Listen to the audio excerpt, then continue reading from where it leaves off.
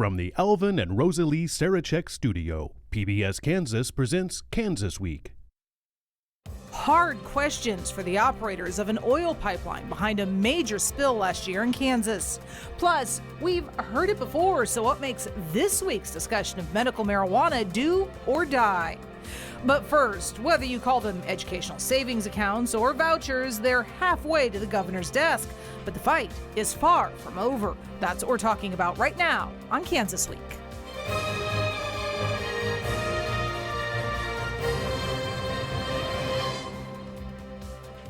I'm Pilar Pedraza, and this is Kansas Week. We're going to get to all those stories in just a moment, but about 20 minutes or so before we started recording this episode, we found out, breaking news as far as this show goes, that the governor has vetoed the transgender athletes bill. This is a bill that would ban transgender athletes, specifically transgender girls, transgender women, from competing in girls and women's sports at state-sponsored schools. This is K-12 plus college level. So the governor has vetoed it. This is third year in the row that she has vetoed it. We're going to talk to our guests about that issue and several others today. Joining us by Zoom, we have Dr. Michael Smith from Emporia State University. He's a political scientist who follows a lot of these topics for us. And here on the desk with me, we have State Representative Ken Rajas.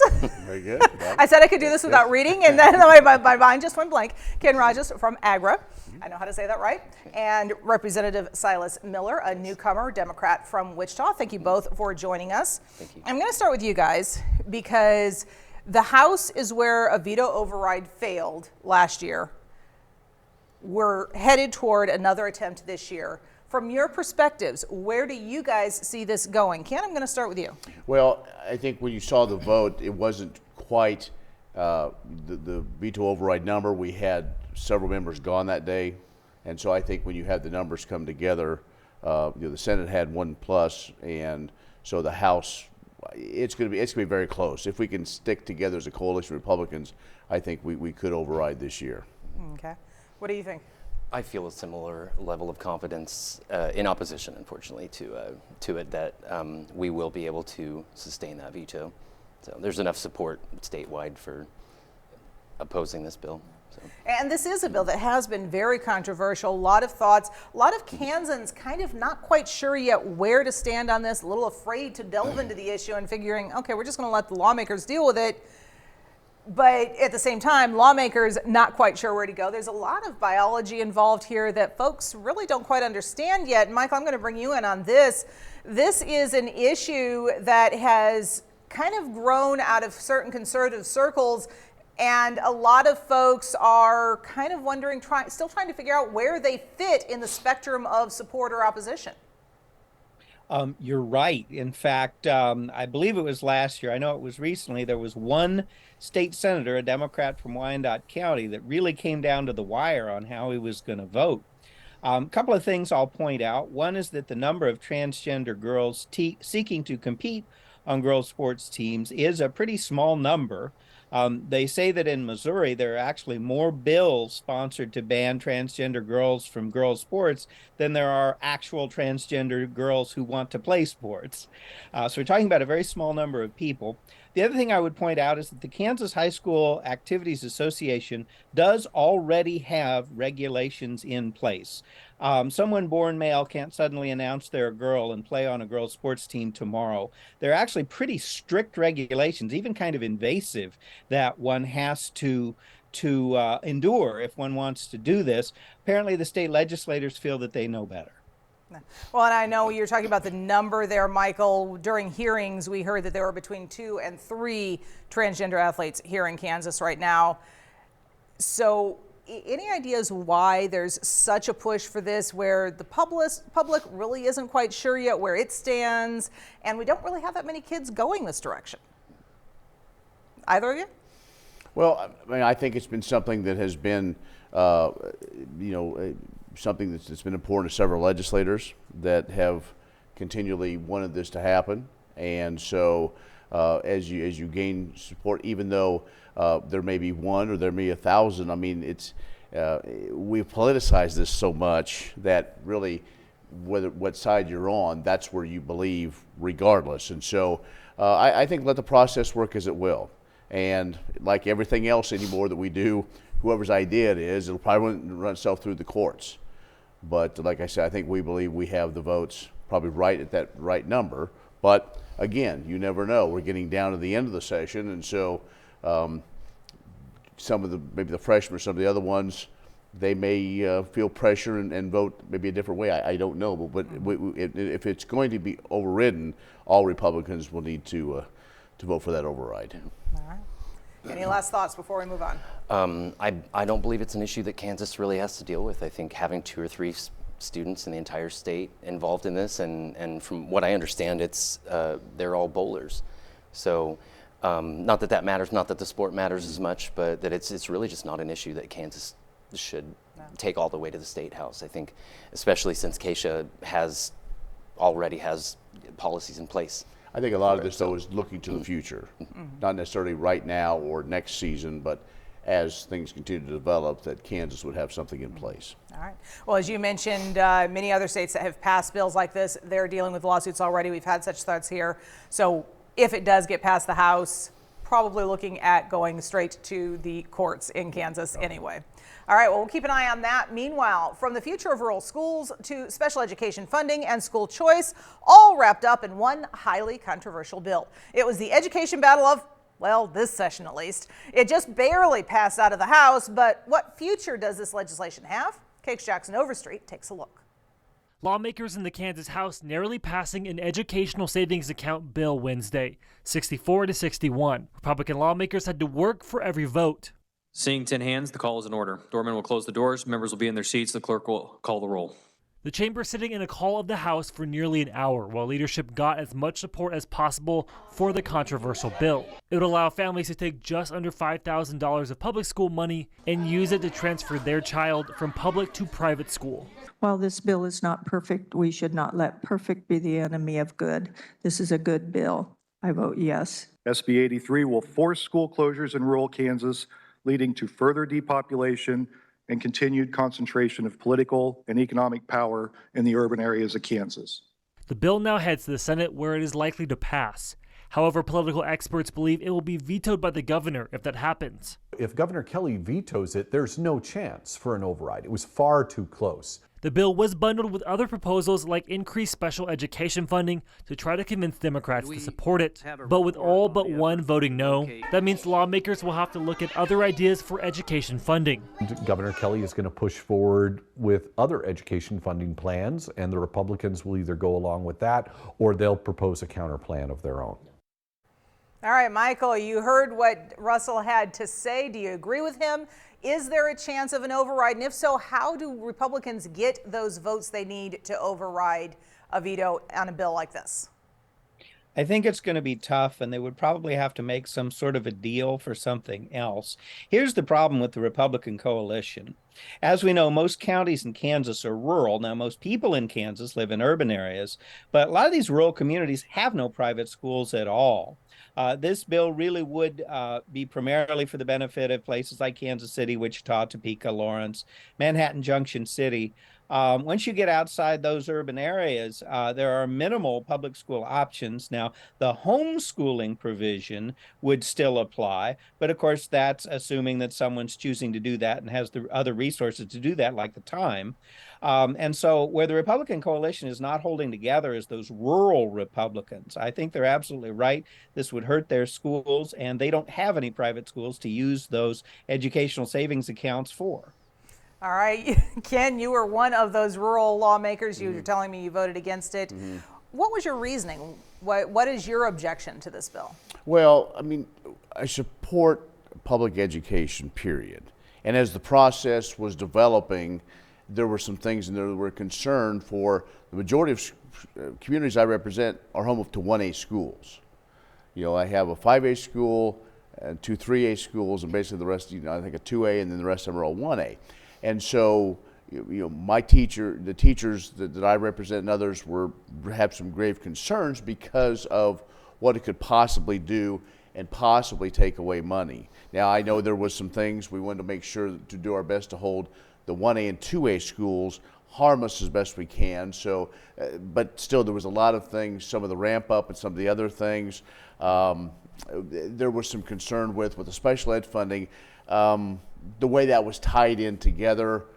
I don't know if that's really the long-term fix. Special ed, I think I've talked to on this program before, the federal government needs to come along as well. That's been kind of frustrating, is that it all gets pointed to us, and if we don't do it, then something, dire straight or whatever it's going to be, whether it be another lawsuit. And so, I'm not sure exactly where we're going to be, but we were in the 60s. So, I think the Senate will pass it, and I think it'll be vetoed. So I'm not sure exactly, but I don't know if they can get 20 more people to switch, because it wasn't just rural Republicans of the Republicans that voted no, it was some other ones. And I think that conversation's still going, but they worked hard to come up with something. They wanted to run it and see what happens, because this was one of those, came across from the Senate, and then they took the House bill, then kind of did a gut and go, if you will, placed that in there, and now off we go. So, and now that's back in the Senate side. And we are actually at the point of recording, waiting for the Senate to even take it up. Right. Yeah. But we had, as many have said, Senate is more conservative than the House. We do expect it to pass the Senate there.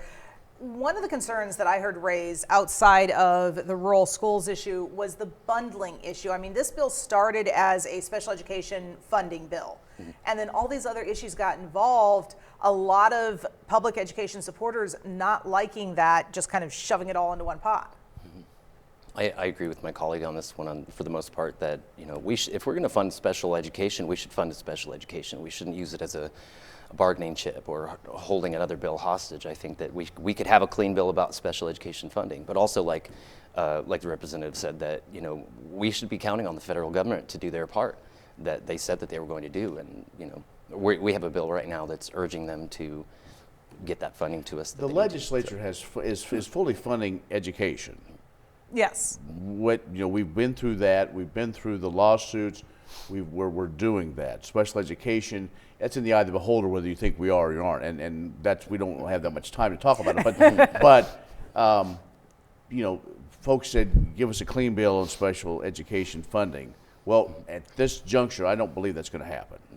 And so that's where, as we look, if we're going to do something on education, that there's going to have to be more compromise, I think, on everybody's side to get something that, as during the debate, don't let the good get in the way of the great. And so, but I think we're all still working, and at least I'm still optimistic that we'll come up with a good plan.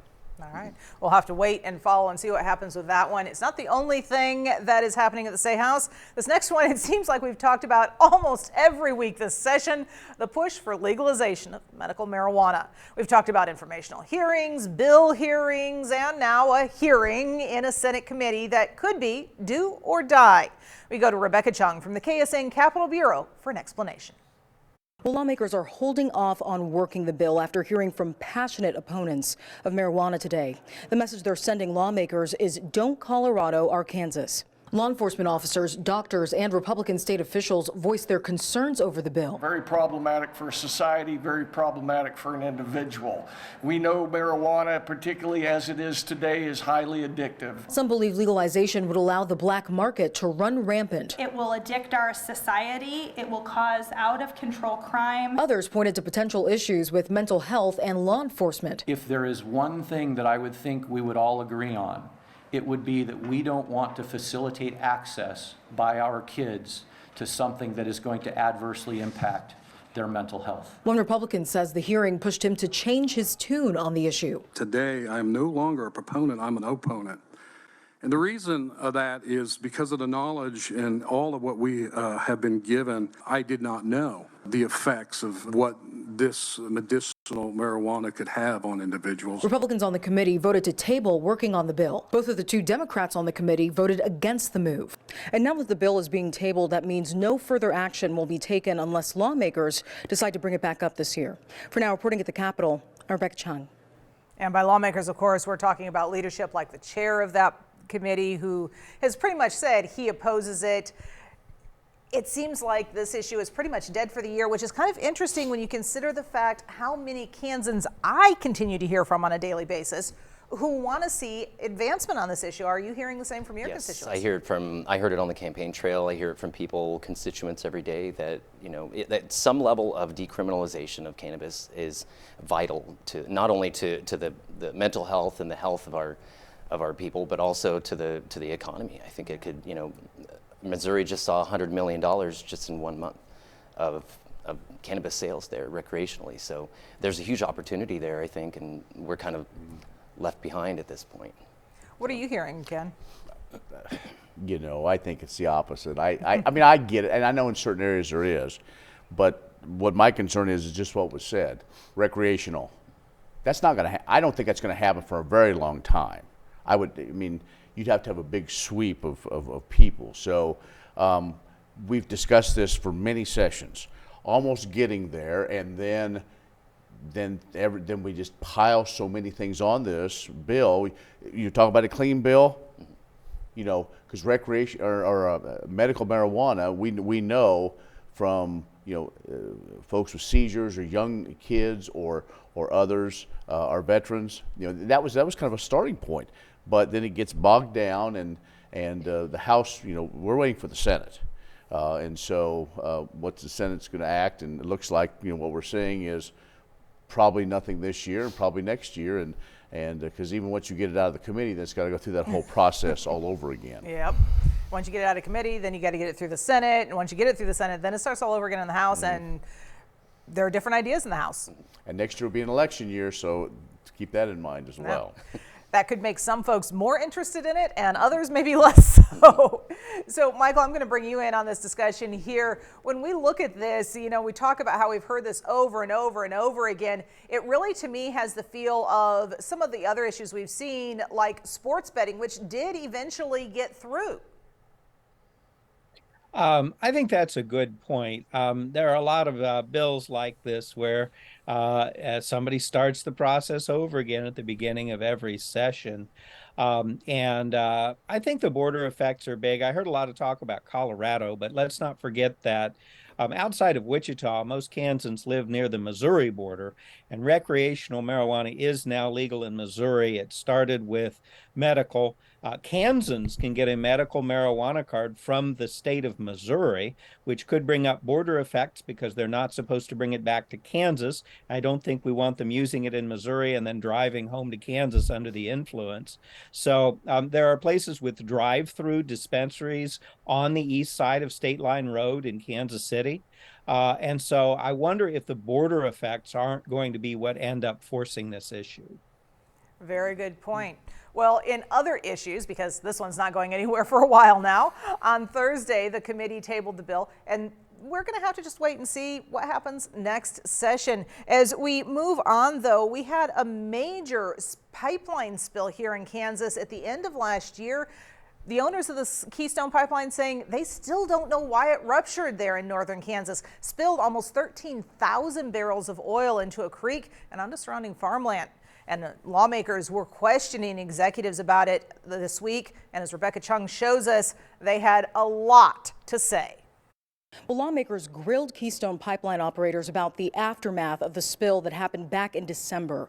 Questions about safety, payments for damages, and lack of transparency were just some of the biggest takeaways. What does TC Energy make of the increased frequency and severity of these spills? And ultimately, what are you doing to make sure this doesn't happen again? Keystone Pipeline operators are under fire after a massive oil spill in northeast Kansas near the Nebraska border. We're going to make sure that whatever caused this incident, we're going to figure that out and we're going to rectify it. Hundreds of thousands of gallons of crude oil spilled into a creek in Washington County back in December. The spill threatening wildlife, killing at least 71 fish in the creek and impacting nearby land. How much money has been paid out to the landowners in the form of claims? I don't know the specifics offhand of the agreements that we've signed with the landowners, but I would say that we will fully compensate them for the damages. Months later, U.S. regulators are cutting the high operating pressure of the pipeline. So far, operators say they're complying and moving forward with recovery efforts.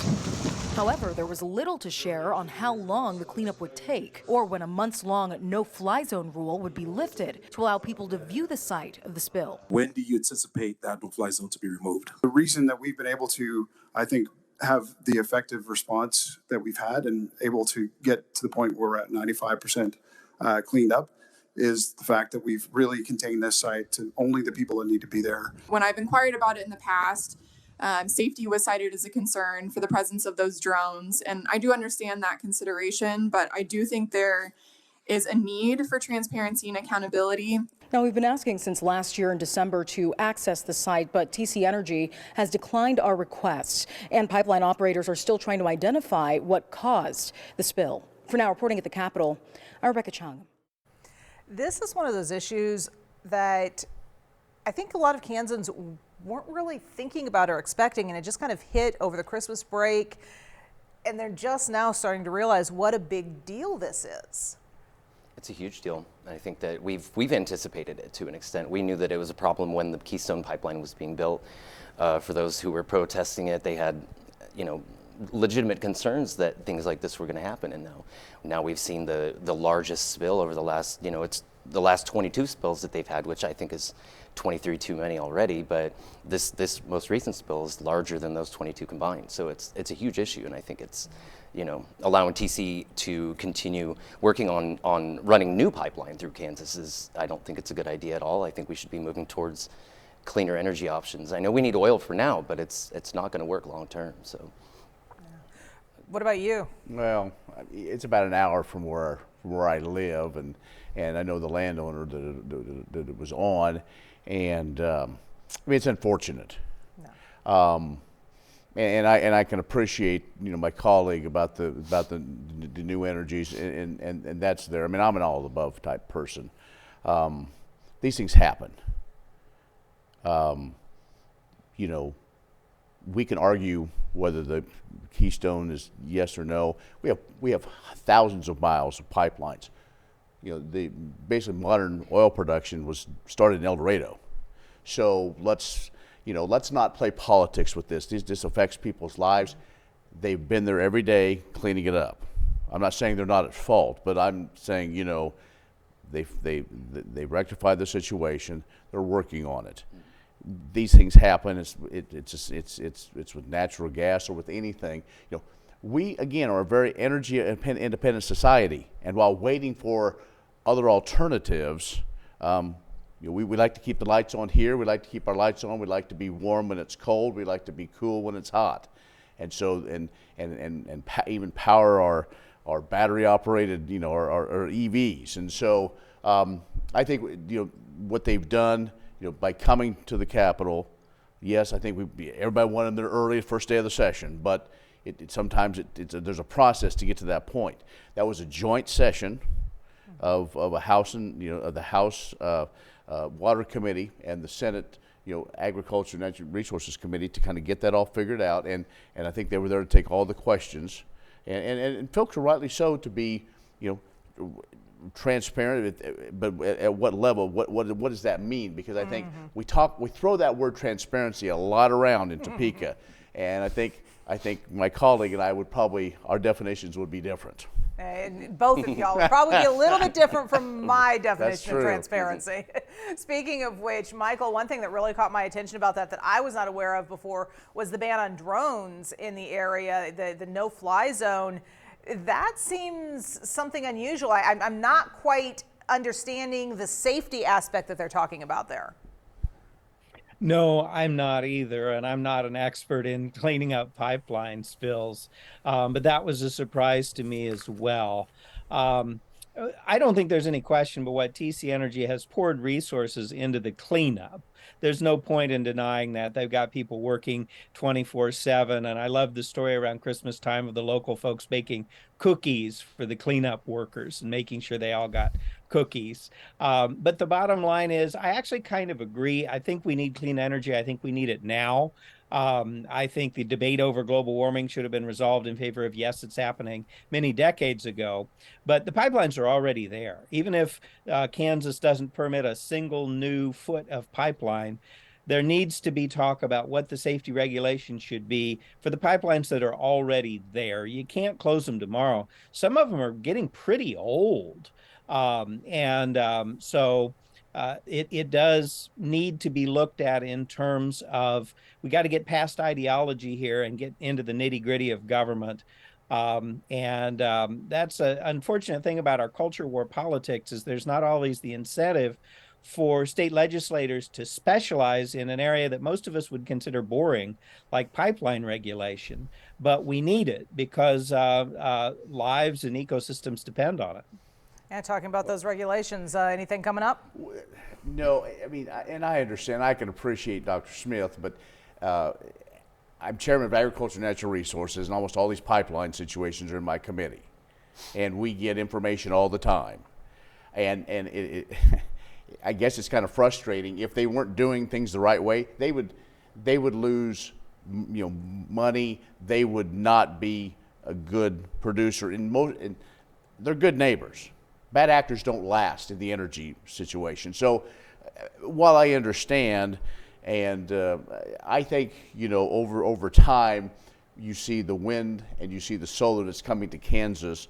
Kansans aren't necessarily early adopters for everything. They look at others. We talked about Missouri a lot on this program and looking to there. And so I think, that, and again, that's where a lot of those things start as we look across that state line. All right. What are you thinking, Silas? I can appreciate that, the point of view as well. I think that we have to think about how things like this are going to affect our water supply, which it's also a big topic right now. That if we keep spilling oil into our water, that the water's not an unlimited resource, and I think that the communities that it impacts, the ripple effects go as far and wide. So, and I would defer to him, to my colleague as the chair of that committee. However, I think that, good actor or bad actor, the fact still remains that we have Canadian oil running through our state, and it spills in our state. And I also appreciate that they cleaned it up really fast. The response was immediate. I would want more transparency as well. I'd like to see what it looks like from the sky to see how bad it was. I think that, I understand that they would want to mitigate that, but, All right. Well, thank you all very much, Ken, Silas, Michael as well, for joining us this day. We'd also like to thank our news partners at the Wichita Eagle, Cake News, and KSN News for sharing their materials with us. We'd love to continue this conversation with you online. Just look for PBS Kansas or Pilar Pedraza TV on Facebook, Twitter, or Instagram. For now, stay safe and have a great week.